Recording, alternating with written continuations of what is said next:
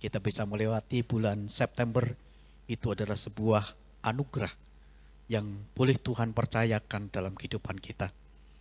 Walaupun kita tahu bahwa ada banyak tantangan-tantangan dalam kehidupan kita sampai hari ini, di tengah-tengah pekerjaan kita, di tengah-tengah keluarga kita, di tengah-tengah pelayanan kita, bahkan di tengah-tengah aktivitas-aktivitas sepanjang hayat di kandung badan, kita senantiasa menghadapi berbagai ujian, pencobaan, bahkan hal apapun yang terjadi dalam kehidupan kita.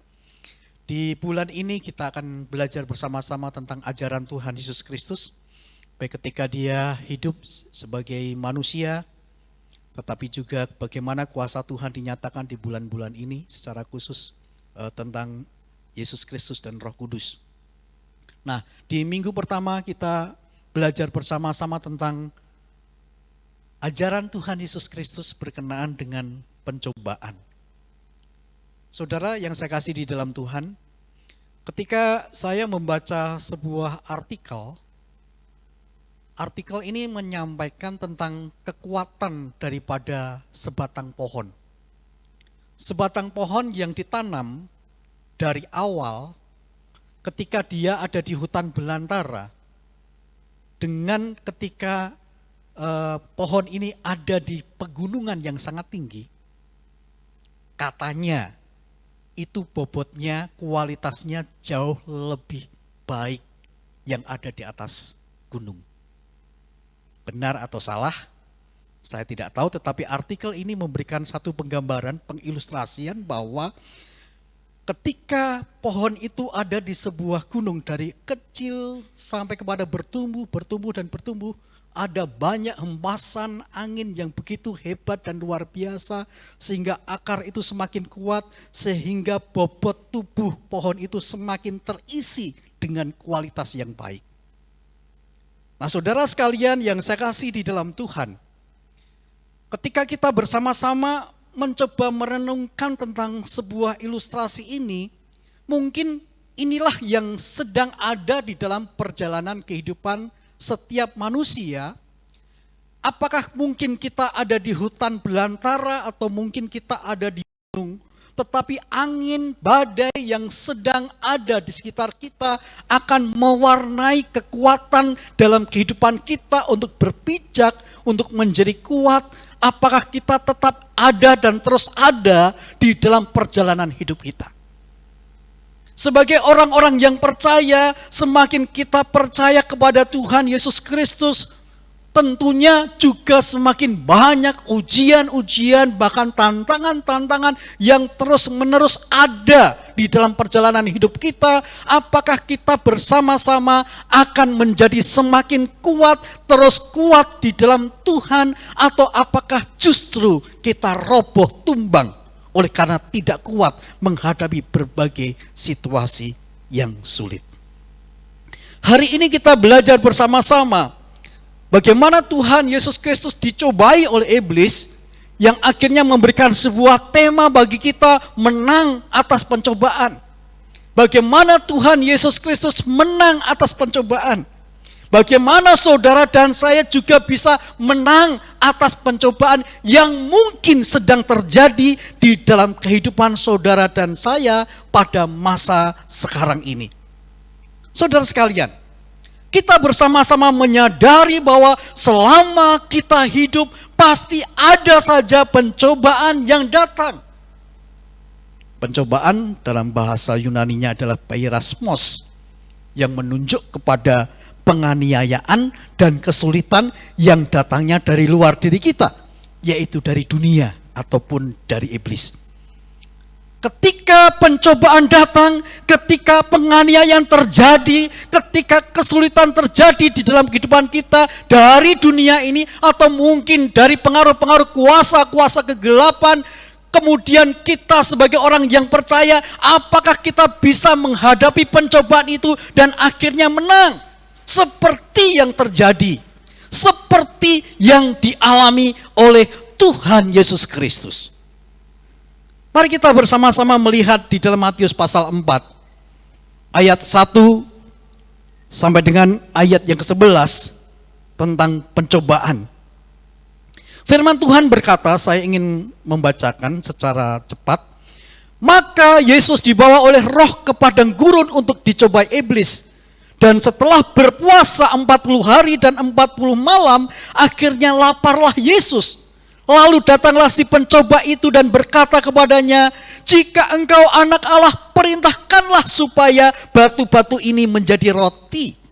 Tetapi Yesus menjawab, ada tertulis, manusia hidup bukan dari roti saja, tetapi dari setiap firman yang keluar dari mulut Allah. Kemudian iblis membawanya ke kota suci dan menempatkan dia di bubungan bait Allah. Lalu berkata kepadanya, jika engkau anak Allah, jatuhkanlah dirimu ke bawah, sebab ada tertulis mengenai engkau, ia akan memerintahkan malaikat-malaikatnya dan mereka akan menatang engkau di atas tangannya, supaya kakimu jangan terantuk kepada batu. Yesus berkata kepadanya, ada pula tertulis, janganlah engkau mencobai Tuhan Allahmu. Dan iblis membawanya pula ke atas gunung yang sangat tinggi dan memperlihatkan kepadanya semua kerajaan dunia dengan kemegahannya. Dan berkata kepadanya, semua itu akan kuberikan kepadamu jika engkau sujud menyembah aku.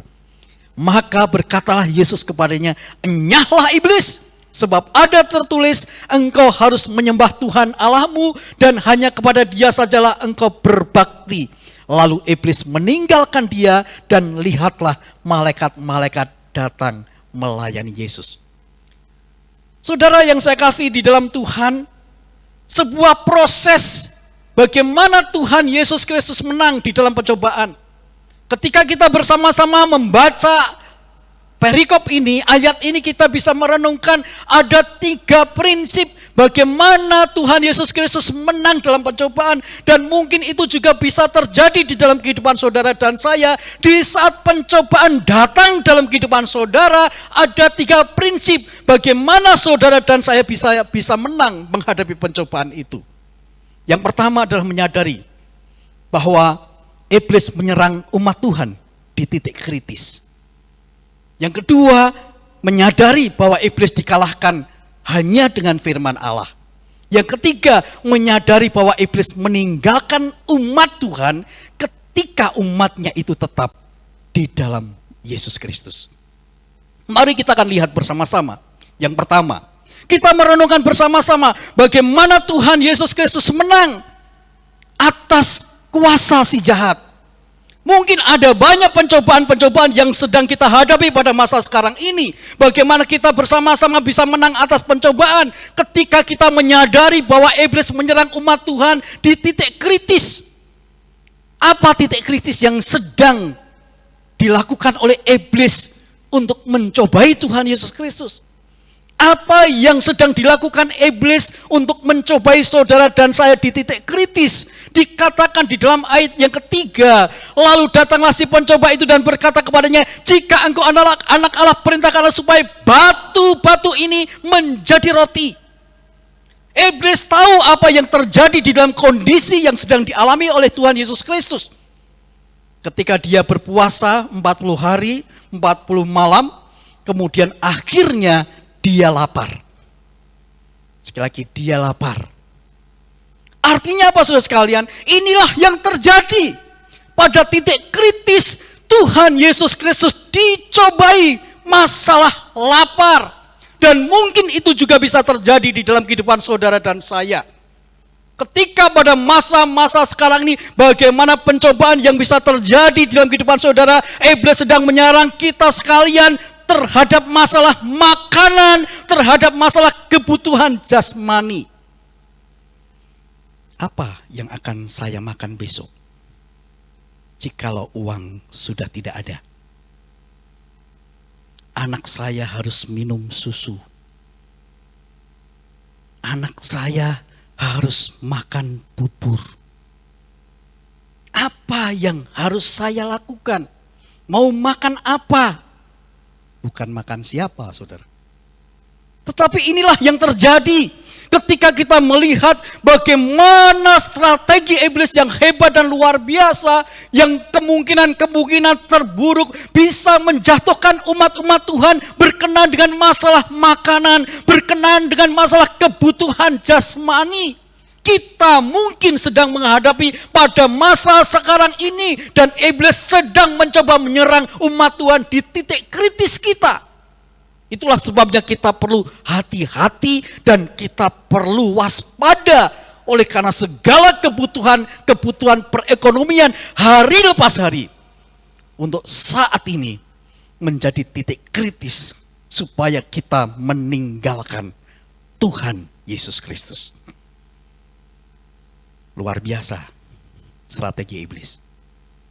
Yang kedua, saudara sekalian, kita bisa melihat jika engkau anak Allah, ayat yang ke-6, jatuhkanlah dirimu ke bawah sebab ada tertulis mengenai engkau, ia akan memerintahkan malaikat-malaikatnya menatang engkau, menolong engkau, mengangkat engkau, supaya kakimu jangan terantuk ke batu, saudara sekalian.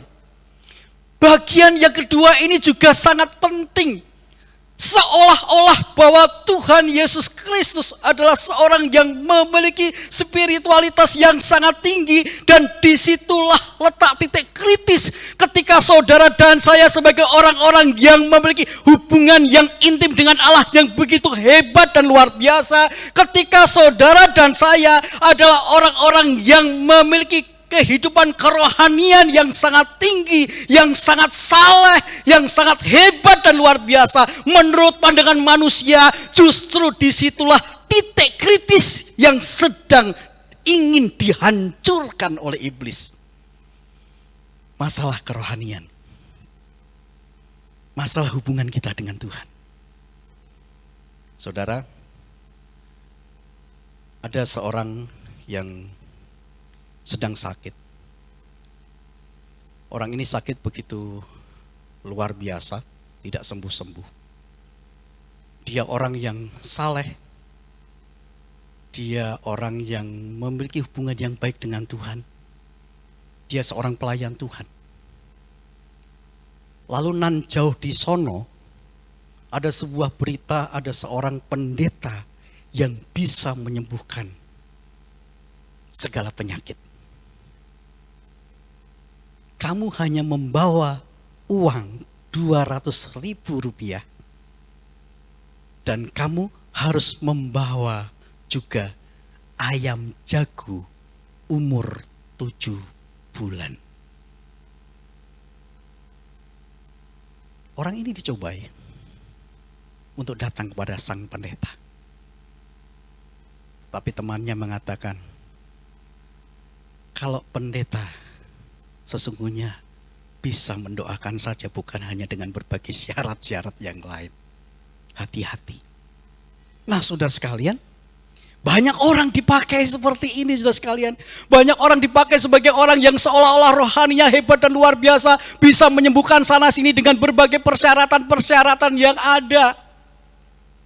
Bahkan mungkin banyak orang-orang Kristen pada masa sekarang ini ketika berpijak kepada kesalehan hidup, mereka menjadi orang yang benar di hadapan Allah. Dalam pandangan manusia, justru mereka menjadi orang yang gagal ketika banyak pergumulan dalam hidupnya. Mereka datang kepada pohon-pohon, mereka datang kepada orang-orang pintar, mereka datang kepada orang-orang yang bisa menolong dengan berbagai cara, dengan berbagai persyaratan yang ada. Dan itu sangat-sangat biasa pada masa-masa sekarang ini. Banyak menawarkan hal-hal yang lebih baik, yang lebih cepat dibandingkan kita datang kepada Tuhan. Rasanya ini menjadi sesuatu yang sangat-sangat perlu hati-hati di dalam kehidupan kita. Karena justru disinilah Tuhan menekankan kepada kita bahwa iblis bisa menyerang umat Tuhan di titik kritis. Di dalam masalah spiritualitas kerohanian saudara yang tinggi. Justru iblis ingin menjatuhkan hidup kerohanian saudara. Perlu waspada dan hati-hati. Dan yang ketiga, saudara sekalian, titik kritis yang ketiga, yang dilihat dari Matius pasal yang keempat ini, di dalam ayat yang 9. Dan berkata kepadanya, semua itu akan kuberikan kepadamu jika engkau sujud menyembah aku. Saudara sekalian, ketika Tuhan dibawa di atas gunung, kemudian dilihatkan kerajaan yang megah, yang hebat dan luar biasa. Ada kekuasaan, Yesus dimintakan untuk bisa dapat berkuasa atas segala sesuatunya kalau kamu menyembah aku, kata iblis. Ini memberikan sebuah penawaran kemewahan, penawaran hedonisme yang masa sekarang ini juga menjadi masalah dalam kehidupan orang-orang pada masa kini, bahkan umat Kristen sekalipun. Mereka terus-menerus memberikan kenikmatan demi kenikmatan yang ada berkenaan dengan kemewahan. Kita bisa membayangkan, saudara sekalian, bahwa ternyata ini juga terjadi dalam kehidupan orang-orang yang percaya kepada Tuhan. Time is money. Waktu adalah uang. Berkibar mereka dengan berbagai cara untuk mengejar uang demi kepuasan dan kenikmatan pada masa kini. Dengan cara yang baik atau tidak, dengan cara yang tidak baik. Dengan cara yang halal ataupun dengan cara yang haram. Mereka melupakan istri, melupakan anak, melupakan keluarga. Bahkan bisa melupakan Tuhan. Hati-hati ketika kita bekerja, pekerjaan pun bisa menjadi sarana iblis. Ketika kita tidak ingat kembali kepada Dia sebagai sumber berkat kita. Patut menjadi sebuah perenungan bagi kita, saudara sekalian. Bagaimana kita menang menghadapi pencobaan. Yang pertama, ketika kita menyadari bahwa iblis menyerang umat Tuhan di titik kritis. Yang menjadi persoalan bagi kita. Ketika kita melihat ketiga titik kritis ini, mana yang sedang mewarnai kehidupan kita? Saudara sendiri yang bisa menjawab. Bagaimana kita bisa menang? Bukan hanya sekedar iblis menyerang umat Tuhan di titik kritis, tetapi yang kedua menyadari bahwa iblis dikalahkan dengan firman Allah. Firman Tuhan mengatakan di dalam ayat yang keempat, ayat yang ketujuh dan ayat yang ke-10 yang sangat jelas dikatakan, tetapi Yesus menjawab, ada tertulis. Lalu ayat yang ke-7, Yesus berkata kepadanya, ada pula tertulis. Lalu di dalam ayat yang 10, maka berkatalah Yesus kepadanya, enyahlah iblis sebab ada tertulis. Rasanya ini juga menjadi bagian yang sangat penting bagi kita. Ada banyak orang yang bisa menyelesaikan pembacaan Alkitab dari Kejadian sampai Wahyu lebih dari 1, 2, 3, 4, 5 kali. Tapi di saat pencobaan datang, mereka tidak tahan, mereka tidak kuat. Kenapa demikian? Karena mereka hanya sekedar membaca dan membaca. Setan tahu tentang Alkitab. Kita semua tahu tentang Alkitab. Tetapi saudara dan saya sebagai orang-orang yang percaya semestinya dan seharusnya adalah bagaimana firman Allah yang saudara baca itu menghidupi kehidupan saudara. Bagaimana ketika kita bersama-sama berpijak, berjalan, mengambil sebuah sikap, mengambil sebuah keputusan, apapun itu, apakah berpedoman terhadap firman Allah? Jikalau kita bersama-sama ingin menang di dalam pencobaan, maka saudara dan saya sebagai orang-orang yang percaya harus dihidupi oleh firman Tuhan. Bukan hanya sekedar hafal akan firman Tuhan, walaupun itu baik. Bukan hanya sekedar tahu tentang firman Tuhan, walaupun itu juga sangat baik.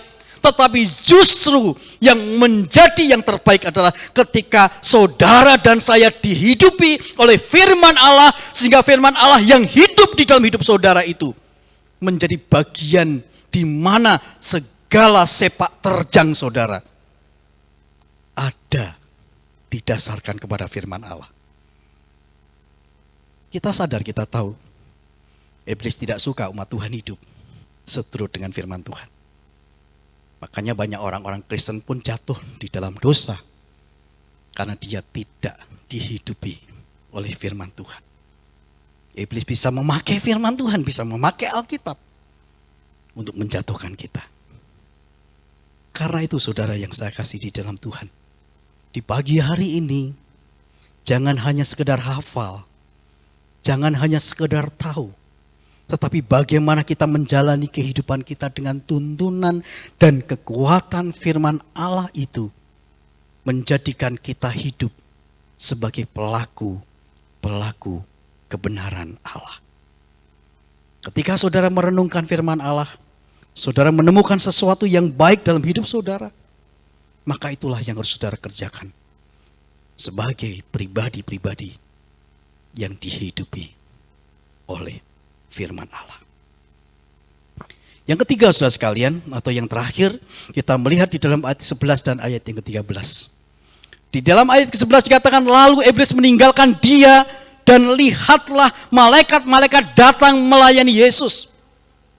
Ketika kita bersama-sama melihat di dalam ayat yang ke-11 ini, kita bisa merenungkan bersama-sama bahwa Tuhan Yesus Kristus menang atas pencobaan karena menyadari bahwa iblis meninggalkan umat Tuhan ketika dia tetap ada di dalam kehidupan koridornya seturut dengan apa yang dimaui oleh Bapaknya. Dia tetap memiliki sebuah kemenangan sebagai manusia. Yesus menang. Demikian juga di dalam kehidupan saudara dan saya, ketika kita bersama-sama tetap ada di dalam Yesus, maka iblis akan meninggalkan saudara dan saya. Itulah sebabnya betapa senangnya menang dalam pencobaan iblis. Kita bisa bangga, kita bisa senang. Tuhan bangga dan Tuhan disenangkan. Tetapi jangan terlena, awas-awas. Di dalam Injil sinoptis, Matius, Markus, Lukas, di dalam pencobaan Tuhan Yesus Kristus, kita melihat di dalam Lukas 4:13 dikatakan sesudah iblis mengakhiri semua pencobaan itu, ia mundur daripadanya dan menunggu waktu yang baik. Hari ini saudara menang. Tetapi ketika saudara tidak waspada, waktu yang baik, strategi iblis bisa menjatuhkan saudara dan saya. Dia akan datang kembali dalam waktu di mana saudara lengah. Itulah sebabnya saudara sekalian, iblis akan tetap gencar dan rajin mencari mangsa untuk menjatuhkan umat Tuhan. Iblis akan gencar supaya saudara jatuh di dalam pelukan iblis. Jika iblis gencar dan tekun untuk menjatuhkan saudara, apakah kita juga gencar dan tekun untuk ada di dalam Tuhan dan firman-Nya? Ini menjadi bagian yang sangat penting bagi kita bersama-sama. Ketika saudara dan saya ingin menang atas pencobaan, kita menyadari iblis meninggalkan umat Tuhan ketika kita tetap ada di dalam Tuhan. Tetapi jangan lupa bahwa iblis sedang menunggu waktu yang baik untuk menyerang balik kembali dalam hidup saudara. Jadi kalau iblis gencar dan tekun ingin menjatuhkan, maka seharusnya dan semestinya kita juga harus gencar dan tekun untuk tetap ada di dalam Tuhan, ada di dalam firman-Nya. Kalau kita ingin menang dalam pencobaan. Yang menjadi pertanyaan bagi kita sudah tahu titik kritis yang sedang ada, yang sedang diserang. Di manakah titik kritis itu yang sekarang ini sedang kita alami? Apakah kita menjadi orang yang menang atau kita menjadi orang yang kalah? Iblis tidak akan pernah tinggal diam. Iblis akan terus mencari celah untuk menjatuhkan saudara dan saya. Tetapi hal yang penting, kita harus sadar, saudara dan saya diserang oleh iblis di titik kritis Anda. Anda harus dihidupi oleh firman Tuhan dan Anda harus tetap bersama dengan Tuhan. Ketiga prinsip ini, jikalau ada di dalam hidup saudara dan saya, maka saudara dan saya akan mengalami kemenangan. Menang atas pencobaan. Maukah saudara dan saya menang? Kembali tergantung kepada respon saudara terhadap firman Tuhan hari ini. Kita akan berdiri bersama-sama. Kita meresponi kebenaran firman Tuhan. Dialah satu-satunya jaminan hidup kita. Dia adalah